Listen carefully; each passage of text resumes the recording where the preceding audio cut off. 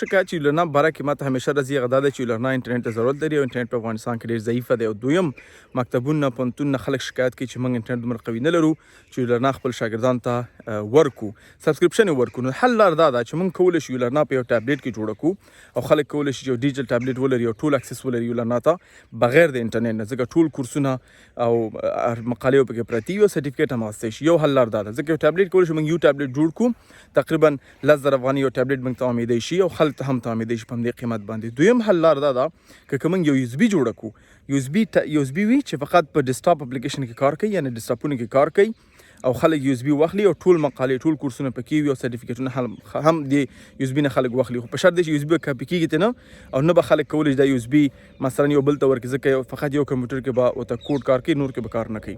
نو زما مشوره څه ده چې څه نظر لرئ، یعنی غواړم تاسو نظر واخلم، دلته تاسو رای هم ورکولی شئ.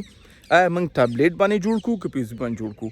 که وایي ټابلیټ وي، ټابلیټ به لږ قیمته وي، خو USB به کېدای شي ارزانه وي، یعنې 5-6,000 افغانۍ باندې USB ته امیدی شي، خو فقط په یو کمپیوټر کې لا 2 کمپیوټر کې به کار کوي. خو ټابلیټ کې به ته نور شیان استفاده کولی شي، یعنې کولی شي زنګ ووهې، نور ټول شیان به وي. موږ به خپل کسټم ډیزاین جوړو لکه یو ټابلیټ په نوم باندې.